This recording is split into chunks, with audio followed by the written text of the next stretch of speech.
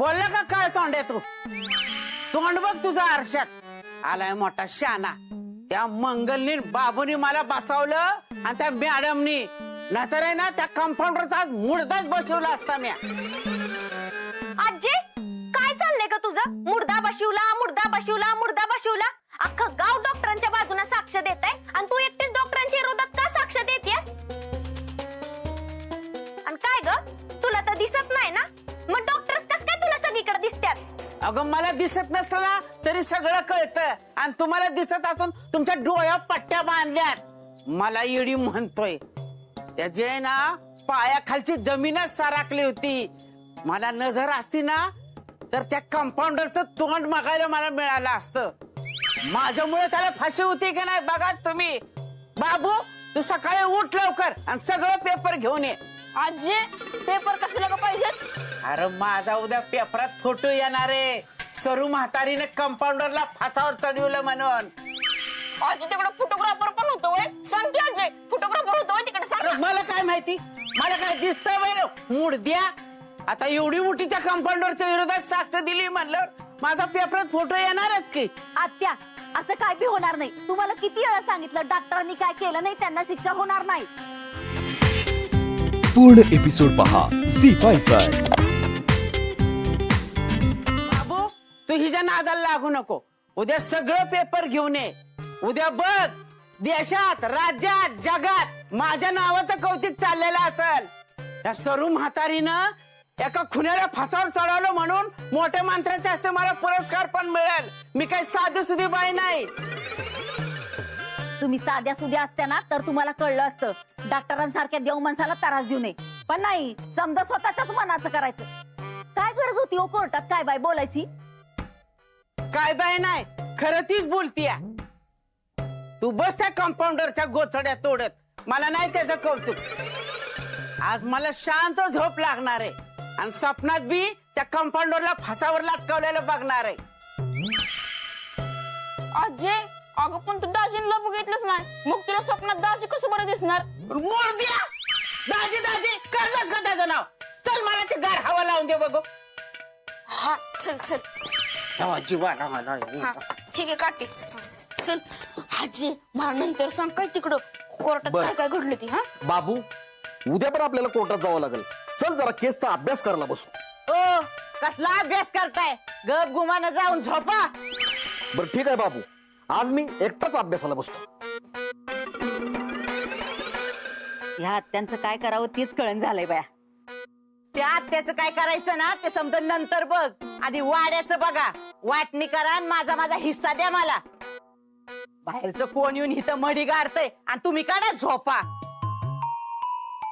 मी आले होते कट्टा तोडायला पण तुम्ही मला कट्टा तोडू दिला नाही त्यावेळेस जर कट्टा तोडला असता ना तर चांगली ताजी ताजी बुवाडी मिळाली असती आणि मग कळलं असतं कुणाचं मड आहे ती काय बाडीबिडी सापडली नाही अगं मग तो सांगाडा काय आभाळातून पडला का खाली तो पोलिसांनीच ठेवला असणार आहे बाबू बघतोयस ना काय म्हणती तुझी बायको तुला तरी पटतय का खरं खोटं देवालाच माहिती मला काय बी कळना झालंय खरं कोण आणि खोटं कोणते जज साहेब मंजुळा संकपाळ यांचा अपघात झाला होता परंतु त्याच दरम्यान सुरेश पाटील यांचा खून झाला आणि संजू गायब झाला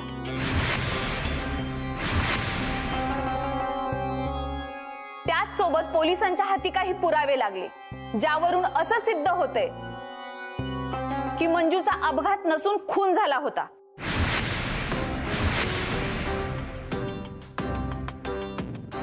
कारण हे तिघेही एकाच जमिनीच्या व्यवहारासंदर्भात एकमेकांच्या संपर्कात होते जी जमीन सुरेश पाटलांनी विकत घ्यायच्या आधी त्यांचा खून झाला तीच जमीन आता अजित कुमार देव यांच्या नावावर आहे ह्या सगळ्या घटनांवरून हे स्पष्ट होते की हे सगळे खून जमिनीच्या हव्यासापायी ह्या माणसाने केलेत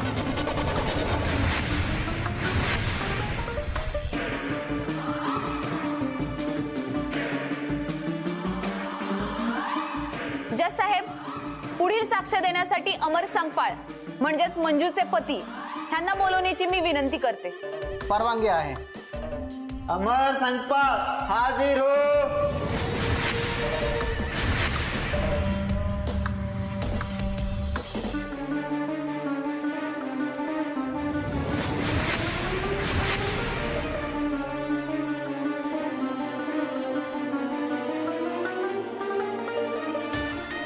तुमचं नाव?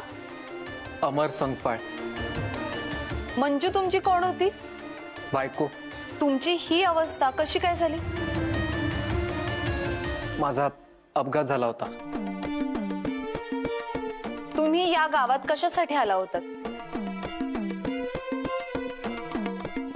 मी आणि मंजू आमची जमीन विकण्यासाठी या गावात आलो होतो. जमीन विकून झाल्यावर मिळालेल्या पैशातून माझं ऑपरेशन करायचं होतं. बर. मंजू आणि तुमचे संबंध कसे होते?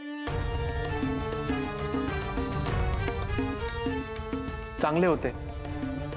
कधी कधी भांडणं व्हायची, पण नवरा बायकोमध्ये जशी भांडणं होतात तशीच. ती फार काळजी घ्यायची माझी. आमचं खूप प्रेम होतं एकमेकांवर. तुमची आरोपी सोबत कशी काय ओळख झाली? मंजूमुळेच. यांची आणि मंजूची चांगली मैत्री होती. यांचं आमच्या घरी येणं जाणं होतं. एक मिनिट, काय म्हणालात पुन्हा सांगा. यांचं आमच्या घरी येणं जाणं होतं. सर्व आजीला चहा प्यायला घेऊन जा. म्हातारी जागा. आय चल चहा प्या. होय होय चल. आता त्या कंपाऊंडरला फाशी होणार आहे म्हणलं, त्या आनंदात मी चांगला तांब्याभर चहा पिते बघ. अमरदादा, तुम्ही कोर्टात डॉक्टरांच्या विरुद्ध साक्ष द्यायची काही गरज होती का? मी डॉक्टरांच्या विरोधात साक्ष नाही दिली. जे खरंय ते सांगितलंय कोर्टाला. खरे काय खरंय? तुम्ही काय म्हटला कोर्टात? काय म्हटला? मला पण आता असं वाटतंय की मंजूचा खून डॉक्टरांनी केलाय. हा,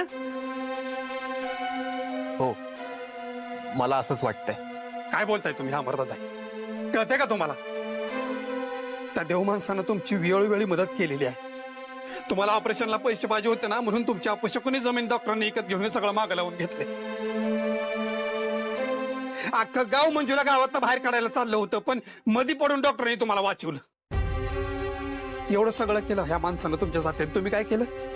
त्यांच्यावर आरोप करताय. त्यांच्यावर आरोप करताय.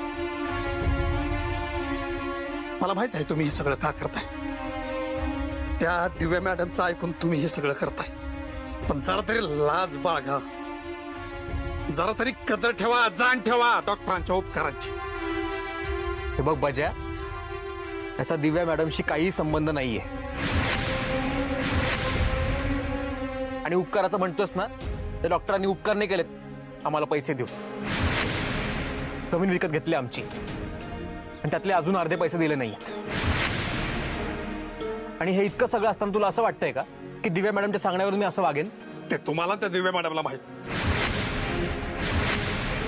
पण अमरदादा, तुम्ही हे सगळं जर का पैशासाठी करत असाल का नाही, तर आधीच सांगतोय, बजासारखा वाईट माणूस उभ्या जगात तुम्हाला सापडणार नाही कुठं.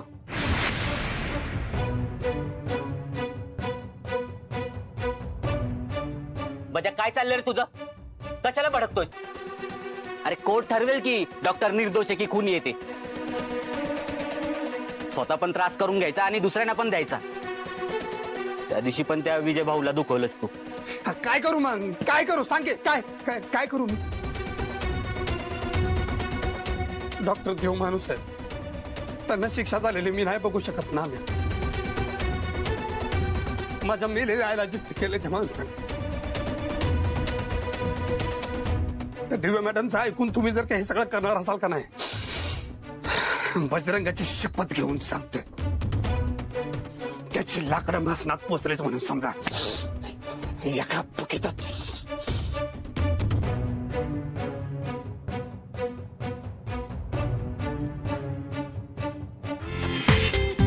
पूर्ण एपिसोड पहा झी5 वर.